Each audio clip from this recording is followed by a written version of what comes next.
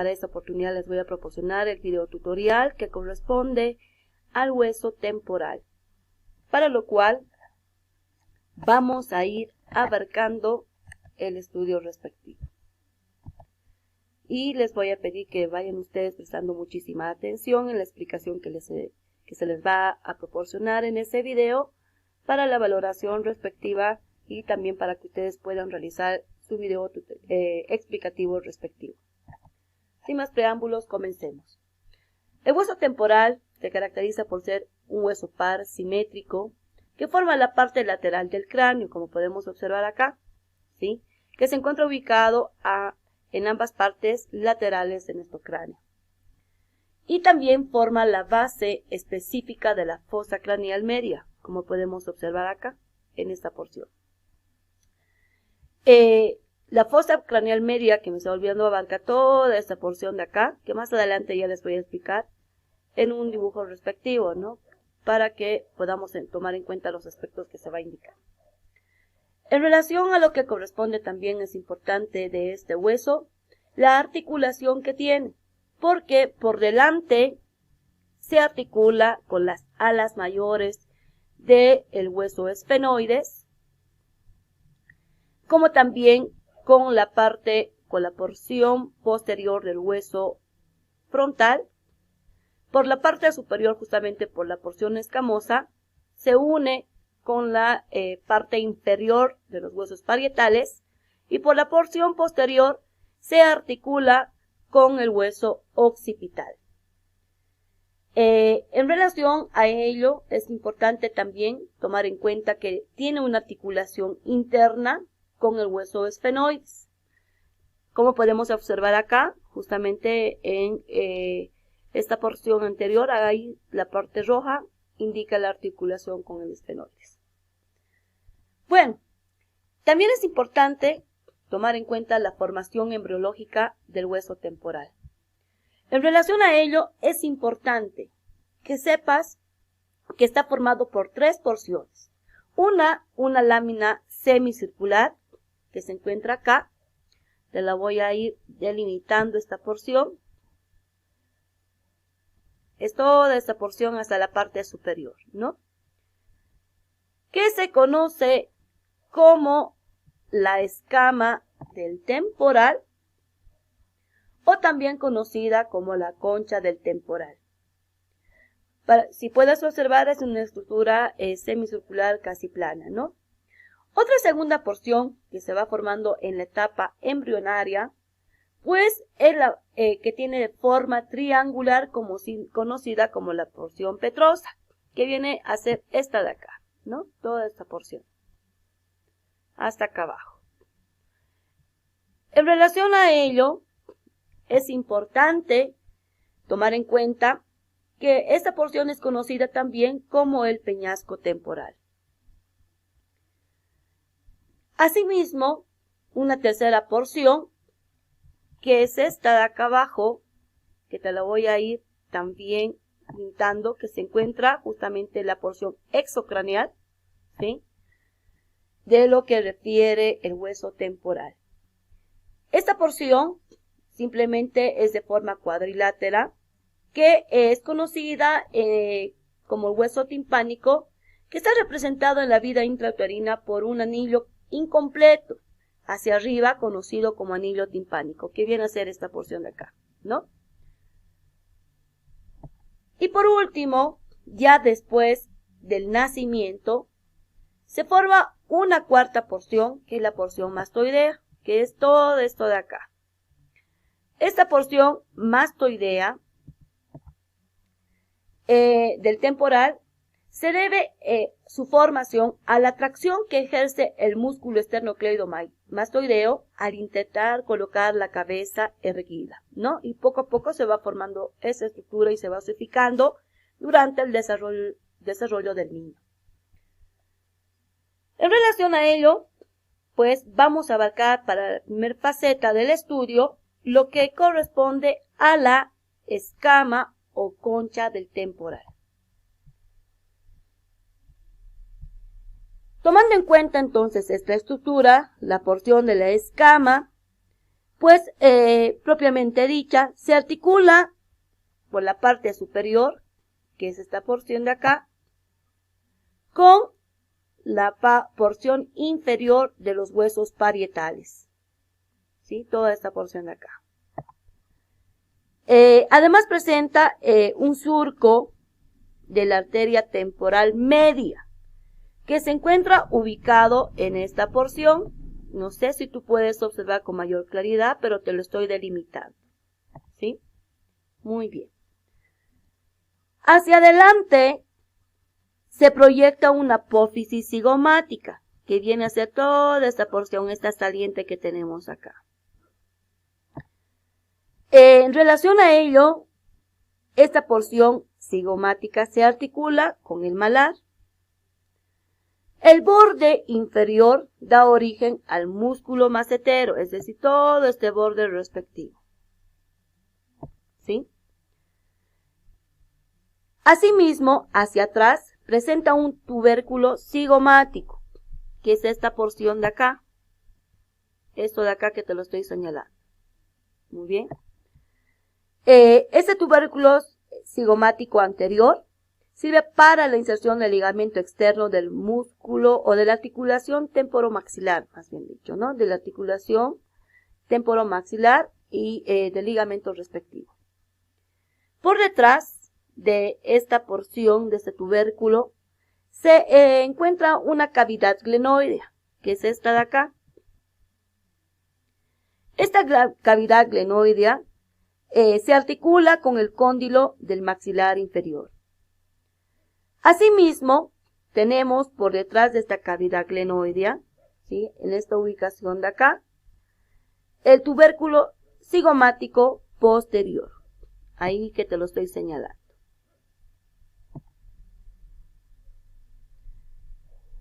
Lo que me estaba olvidando indicarte, dentro de lo que corresponde esta porción del borde inferior, te dije que da origen al músculo macetero. Acá, como puedes observar, ¿no? Que este músculo es importante para la masticación. Bueno, ahora continuando entonces con la explicación respectiva, es importante que tomes en cuenta esta porción de acá, ¿sí? Que te la voy a también a delimitar, pero no totalmente, ¿no? Para que puedas tomar en cuenta. Es decir, es de acá toda esta porción respectiva que corresponde a la porción retromeática de la concha. Corresponde esto a la pared posterior del conducto auditivo externo y limita por arriba, es decir, de esta porción de acá, que te la voy a ir señalando, ¿sí? Con la cresta supramastoidea o línea temporalis. Por detrás, con la cisura petroescamosa externa, que corresponde a esta porción de acá. Asimismo, por delante hay una pequeña eminencia, que es la eminencia de Henle, que corresponde a esta pequeña porción de acá, ¿sí? Y por último, por detrás de la espina de Henle, hay unos orificios vasculares que forman la zona cribosa retromeática, que vienen a ser estos pequeños orificios que tal vez no lo puedes observar con claridad, pero que viene a ser toda esta porción de acá, ¿sí? Asimismo, en su borde inferior, acá podemos observar este borde inferior de todo esto de acá que te estoy señalando, está el hueso timpánico, que presenta una apófisis vaginal que envaina a la apófisis estiloides. Esta es la apófisis estiloides, entonces de acá se va a encontrar toda esa parte de la apófisis vaginal respectiva que va a ir recubriendo la parte endocraneal a lo que refiere a la apófisis estiloides. Asimismo, es importante tomar en cuenta el orificio externo del conducto auditivo, que viene a ser todo esto de acá, ¿no? En un principio también te lo iba mencionando. El conducto auditivo externo es la unión de la concha con el hueso timpánico, no te vayas a olvidar. Asimismo, tomando en cuenta en esta cavidad glenoidea que te la mencionaba hace un momento atrás, el hueso timpánico está separado por la concha, por la cisura tímpano-escamosa o de Glaser que se denomina, ¿no? Cuya parte interna está ocupada por una porción del tegmen tympani que pertenece al peñasco, que más adelante lo vamos a ir observando y estudiando. En relación a ello, entonces, esta porción que te he explicado corresponde a la parte exocraneal de la escama o concha del temporal. Ahora vamos a ir viendo el estudio respectivo de lo que refiere la porción escamosa, pero de la cara interna, es decir, cara endocraneal. Acá podemos observar unos surcos en la porción endocraneal, ¿sí? Ahí que te lo estoy marcando. Esos surcos vasculares sirven para la inserción, para las arterias meningia media. Se articula por delante, por toda esta porción de acá, que te la voy a ir señalando, con la ala mayor del esfenoides. Ahí ya me pasé acá, ¿no? Se articula por delante con la ala mayor del esfenoides, ¿no? A ver, vamos a borrar esta pequeña porción, que mi cursor está un poquito movidoso. Bueno, esto lo iremos borrando. Ahora sí lo vamos a marcar nuevamente para que no haya confusión. Entonces, por acá, por delante se articula entonces con las alas mayores del esfenoides. No te vayas a olvidar aquello. Asimismo, existen unas depresiones relacionadas, acá que puedes observar. Toda esta porción que te la voy a ir marcando un poco. Mi cursor, como te dije, está un poquito bastante movedizo, pero sin embargo ahí se puede observar, ¿no?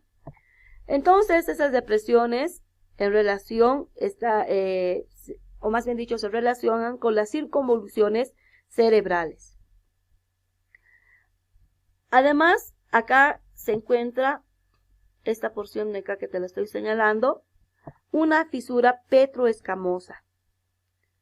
Tomando en cuenta por arriba de la articulación, que me estaba olvidando acá, por arriba se articula con los huesos parietales, justamente con la porción inferior lateral de los parietales respectivos.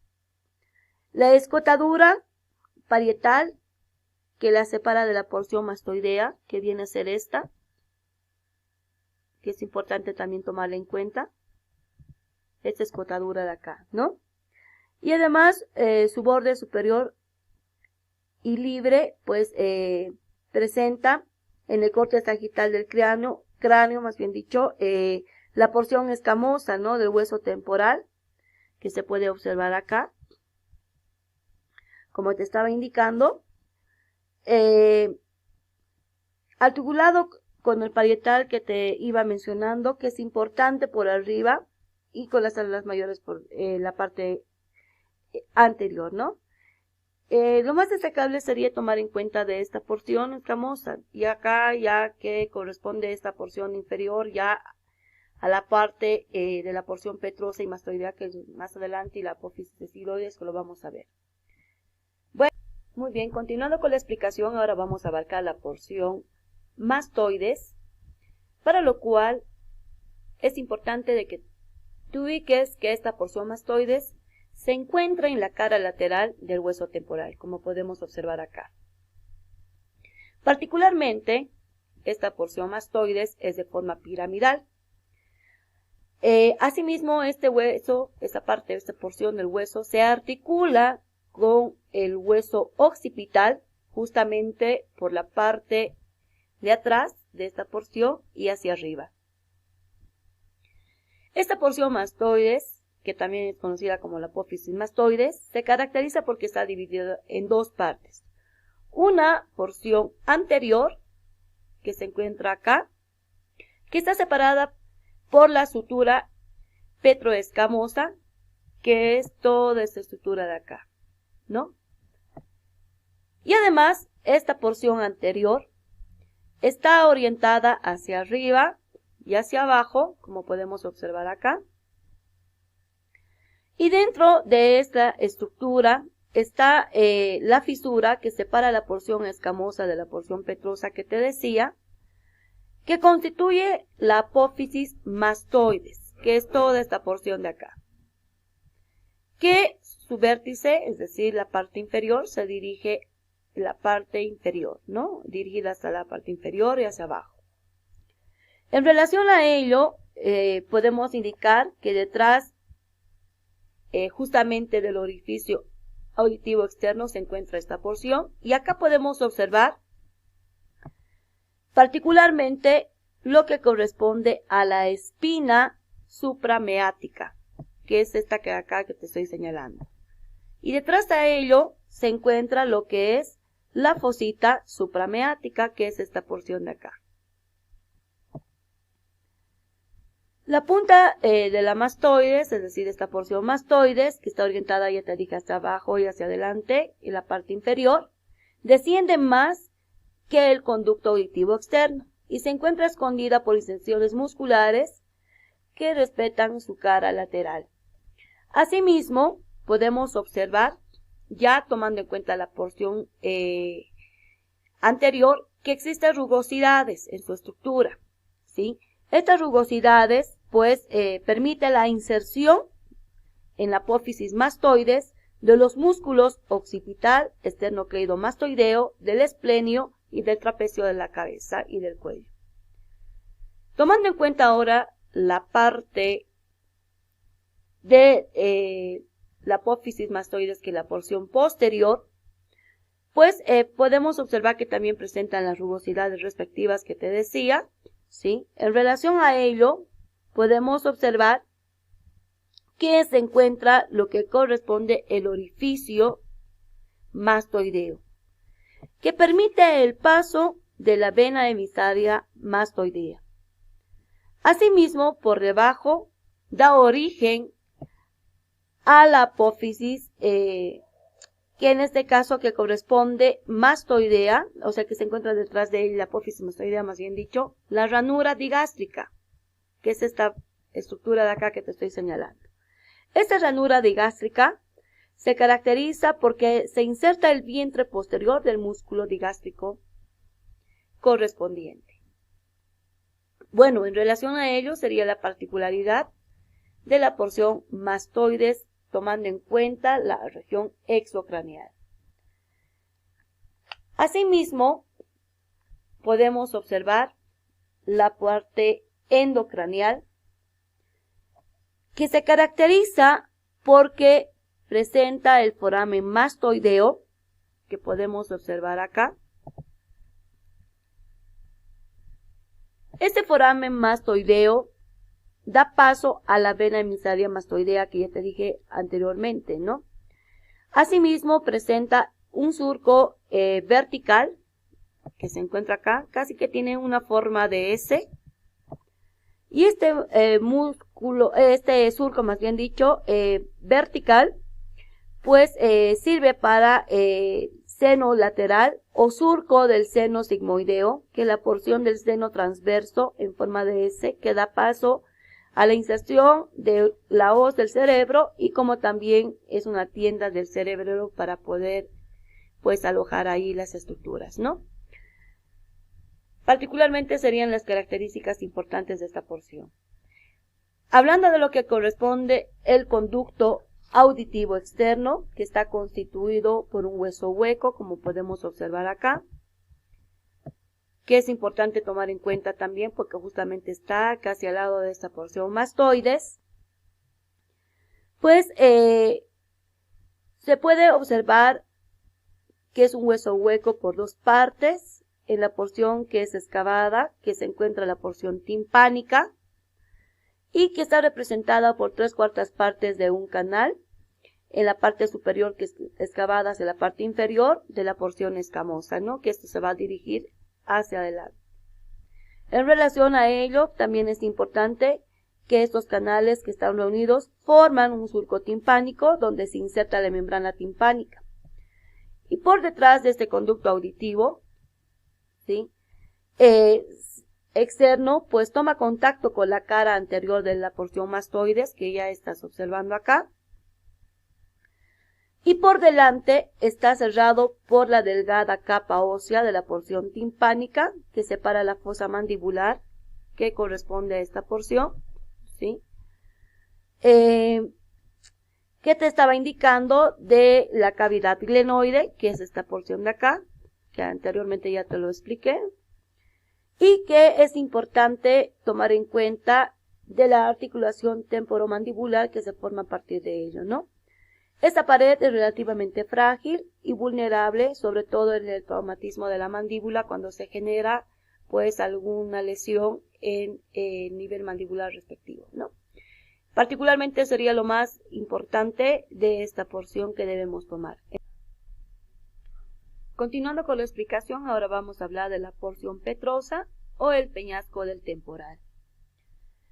Particularmente el peñasco del temporal se caracteriza porque presenta una cara endocranial, que es toda esta porción, y otra cara exocranial, que corresponde a esta otra porción. En relación a lo que corresponde la cara endocranial, también se divide en dos regiones, en dos caras. Una cara anterosuperior, que mira hacia adelante y hacia arriba, y una cara postero-inferior. En relación a lo que refiere la cara anterosuperior, podemos encontrar una pequeña depresión, que viene a ser la fosita gasseriana o la impresión trigeminal. Esta porción, si me permites, voy a tomar en cuenta lo que es mi puntero. Esta pequeña depresión, que viene a ser la fosita gasseriana, también es conocida como la impresión trigeminal, donde se deja acá insertado lo que es el ganglio de Gasser, es decir, del quinto nervio trigémino.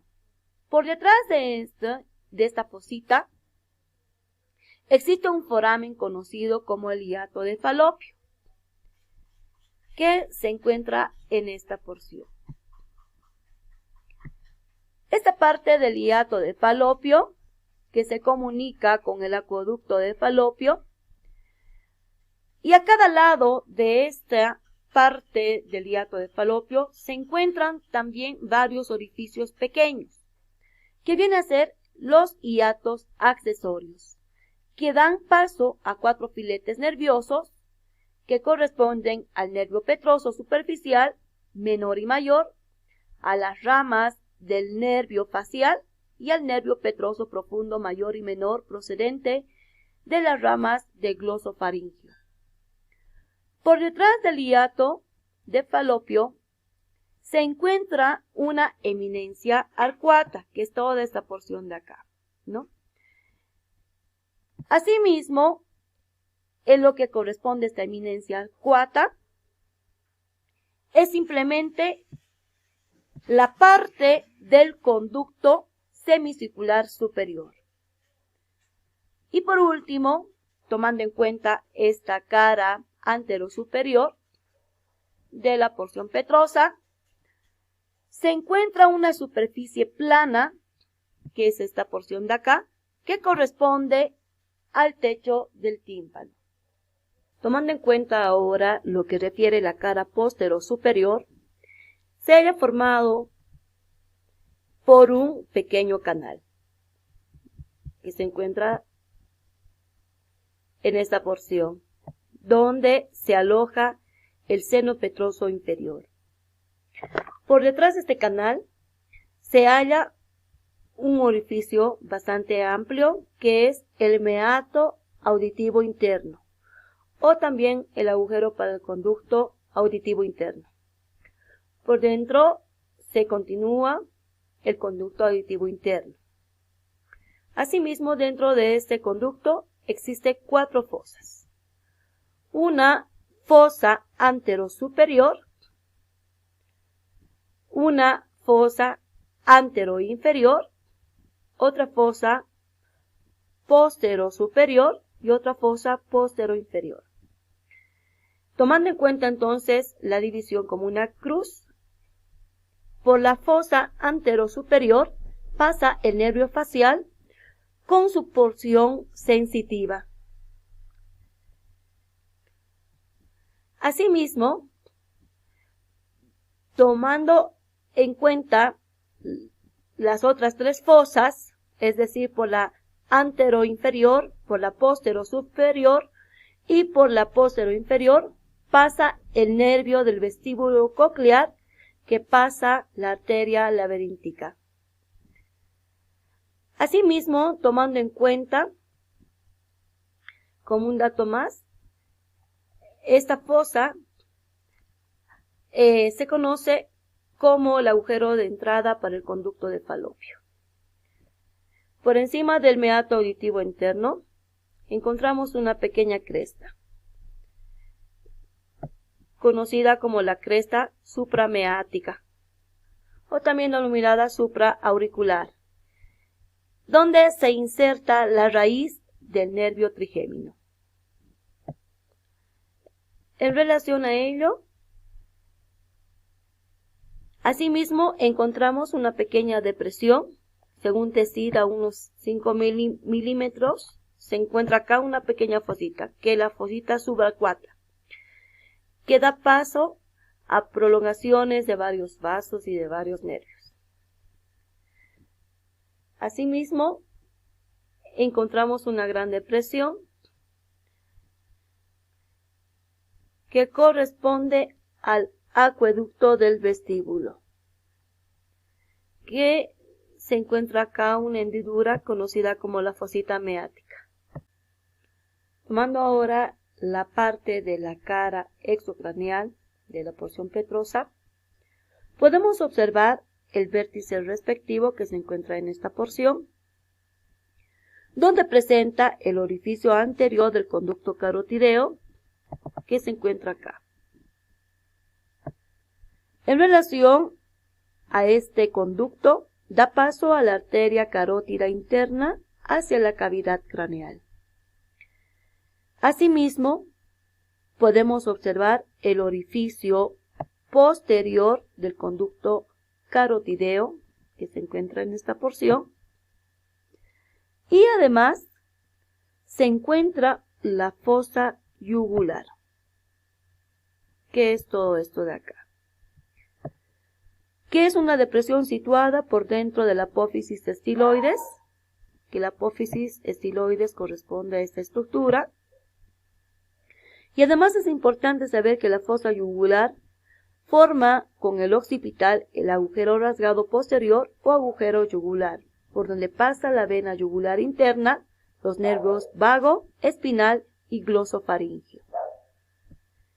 Entre el vértice también es importante saber de la ala mayor, con que se articula del esfenoides, y la porción basilar del occipital, se encuentra el agujero rasgado anterior, que es en el sujeto vivo, es decir, en la persona, está cerrado por un tejido fibroso, ¿no? Y eso no te vayas a olvidar en esta porción de acá. En relación a la porción de la apófisis estiloides, que vamos a abarcar acá, es importante que sepas que esta porción de la apófisis estiloides se encuentra acá, y la tenemos ya también ubicado en otra posición. Se inserta en esta apófisis el músculo estiloideo, ¿sí? Como puedes observar en el dibujo, acá está la apófisis estiloides y de acá se inserta este músculo respectivo, que es el músculo estiloideo. Asimismo, en relación a lo que corresponde la apófisis estiloides y la apófisis mastoidea, como puedes observar acá, es decir, de la apófisis estiloides hacia la apófisis mastoidea, que es esta porción de acá,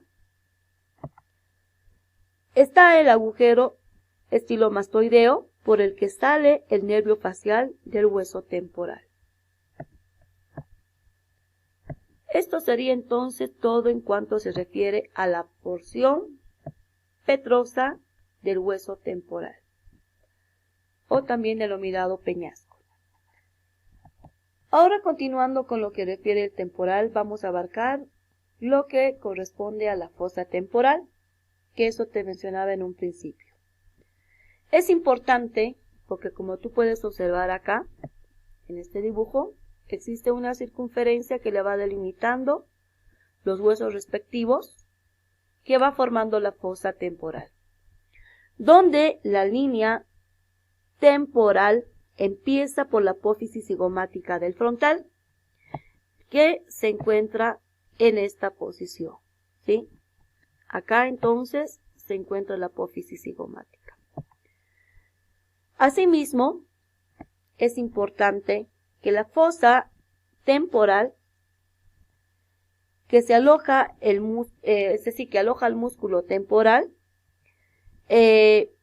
empieza por la línea temporal hacia arriba, es decir, por esta línea de acá, que la hemos marcado en un principio, y también está delimitada por el arco cigomático hacia abajo, es decir, por esta estructura de la apófisis cigomática que va formando el arco respectivo. Asimismo, en la parte posterior, que podemos observar de acá, ¿sí? En la parte posterior está la línea del temporal más bien indicado. Se continúa con una cresta del hueso temporal llamada la cresta supramastoidea, que corresponde a esta porción de la cresta. ¿Sí? Acá. Ahí va a ir continuando. Asimismo, el suelo que da origen al músculo temporal, que está formado por las porciones de los huesos parietal, frontal, la ala mayor del esfenoides y la escama del temporal. Como puedes observar, acá va a dar inicio a la inserción del músculo respectivo y se va a prolongar hasta parte del frontal y los parietales, abarcando la parte del hueso esfenoides y la escama del temporal, ¿no? Y acá está la parte de los parietales también, y la parte posterior inferior del hueso frontal. Eso sería lo particular entonces que debes tomar en cuenta de la fosa temporal. Ya para terminar, lo que refiere al hueso temporal, vamos a abarcar la estructura y el desarrollo. En cuanto se refiere a la estructura, podemos observar en esta porción del hueso que se caracteriza porque está constituido por un tejido óseo muy resistente y compacto, pero la porción escamosa y la porción timpánica, es decir, toda esta porción que corresponde a la estructura, es decir, todo esto de acá, y juntamente con la porción timpánica que va abarcando esta porción de acá, se caracteriza porque son muy delgados en su estructura. En cambio, la porción petrosa, que viene a ser todo esto de acá, y si lo observamos en la parte endocranial del hueso temporal, lo podemos observar ahí la porción petrosa, y como también la porción mastoidea, se caracteriza porque están formados por un tejido esponjoso, por un tejido óseo, y además que son mucho más macizos, ¿no? En relación más que todo en la parte de la apófisis mastoides. Asimismo, que corresponde de la apófisis mastoides alrededor de la cavidad del órgano vestibulo-coclear, es decir, de esta porción de acá. Así como la proximidad del vértice de la porción petrosa, como podemos observar en esta porción. Podemos tomar en cuenta que este tejido esponjoso existen cavidades y las células del temporal se pueden distinguir dos grupos importantes. Uno que son las celdillas mastoideas, que se iban a mostrar acá, que son estas celdillas las más importantes y que varían según el individuo, dependiendo, ¿no? Las mastoides neumáticas, que son las que contienen numerosas celdillas. Y también existen las mastoides búmeas, porque al contrario están formadas por un hueso muy compacto, ¿no? Eso depende también del tipo de individuo que indicábamos. Estas celdillas se encuentran en la proximidad inmediata del antro y que pueden ser invadidas, ¿no?, por la infección desarrollada en esta cavidad que son anexas al oído. Entonces hay que tener muchísimo cuidado de esta porción. Asimismo se encuentran las celdillas del vértice de la porción petrosa, que corresponde a esta porción de acá, que son muy pocos desarrollados, pero susceptibles a infectarse también, porque no te olvides que está cerca al conducto auditivo externo, ¿no? En relación a ello hay que tener muchísimo cuidado.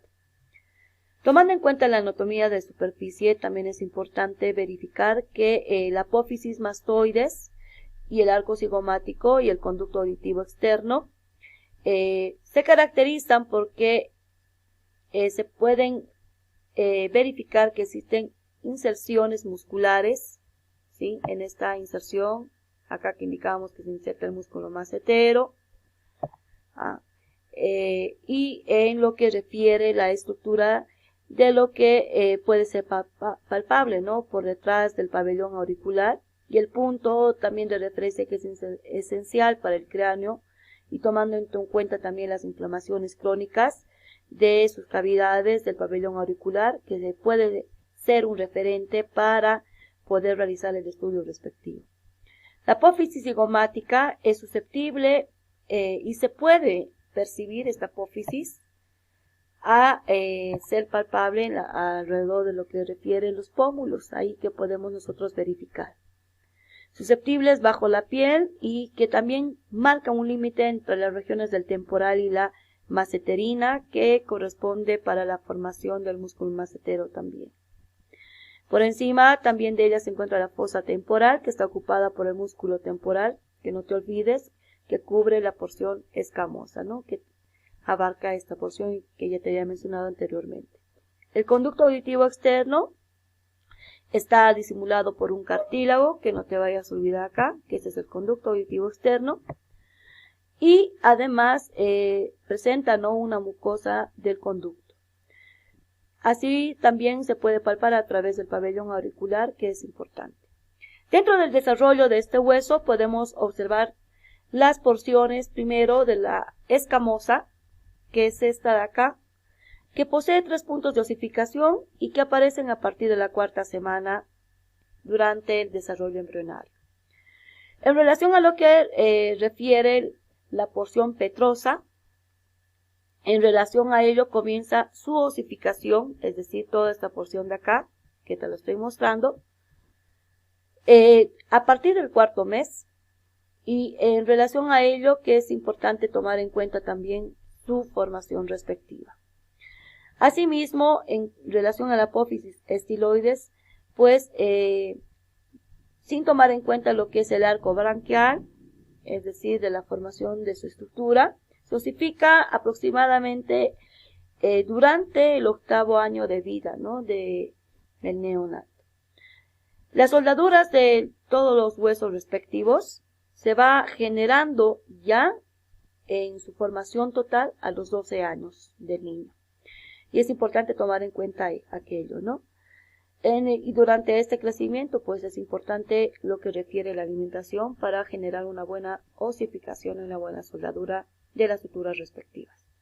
Bueno, hasta aquí, jóvenes señoritas, sería en relación a lo que refiere el hueso temporal. Espero que les sirva este tutorial y estudien para la valoración. Cuídense, un abrazo y bendiciones para cada uno de ustedes y sus familias.